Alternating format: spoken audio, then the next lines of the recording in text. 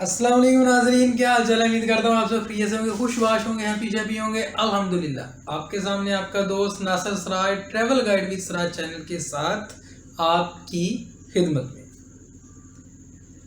सऊदीया पिछले 1.5 माह से हमने इतनी फ़ोन कॉल्स इसकी रिसीव की कस्टमर से कि सऊदीया कब खुलेगा, हम कब जाएंगे। वो भी ठीक थे, बेचारे परेशान थे कि यार 6-7 माह हो गए हम इधर हैं, कोई रोज़गार नहीं है, हम कमा कुछ नहीं रहे, जो कुछ इधर लेके आए थे वो सारा कुछ ख़त्म हो गया। अब हमने कब जाना है, कब कहाँ पे लगेंगे, कब जाएंगे, कब सऊदीया हमारी एंट्री खोलेगा और हम अपने बच्चों का अपना सारा रोज़गार उधर कर सकेंगे।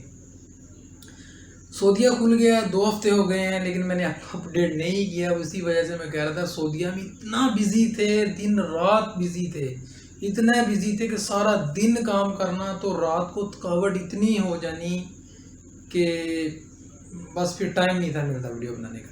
सऊदीया खुल गया, बल्कि बहुत महंगा खुला था टिकट इसका। जब टिकट इसके शुरू हुए तो इतने महंगे थे कि लोग बेचारे हैरान रह गए, क्योंकि कई लोगों के वीज़े वैलिड थे और वो पैसों की वजह से नहीं जा सके। अल्लाह ताला उनके हक़ में बेहतर करे।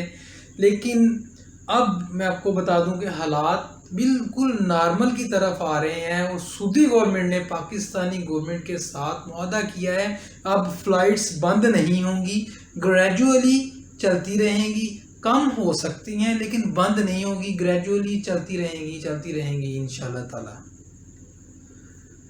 अब पहले की निस्बत ये टिकट 1,60,70,80 हज़ार में भी सेल हुए हैं जब ये फ़्लाइटें स्टार्ट हुई थी, क्योंकि हर बंदे की कोशिश थी कि मैं पहले चला जाऊं।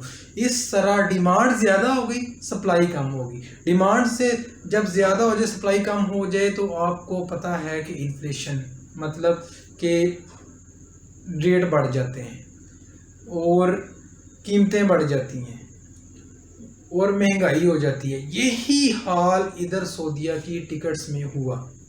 डिमांड ज़्यादा थी, जहाज़ कम थे, लोड जाने के लिए कम था, इतना लोड नहीं थे उठा सकते PIO, सऊदी एयरलाइन।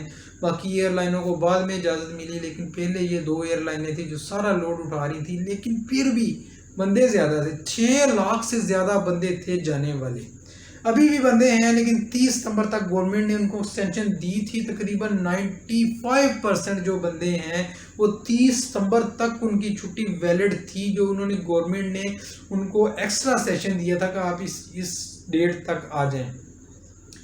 वो बंदे चले गए तकरीबन। अब थोड़ा डिमांड कम हो गई है और जो है जहाज़ और लोड, अब जहाज़ों में लोड नहीं डल रहा, प्लेन में लोड नहीं डाल रहा, किसी भी जहाज़ का लोड पूरा नहीं हो रहा। और अब तो उससे भी हाफ, तकरीबन कह लें कि हाफ से भी कम किराया हो गया है। आज जद्दा, मदीना और दमाम का किराया बिल्कुल PIA ने कम कर दिया है।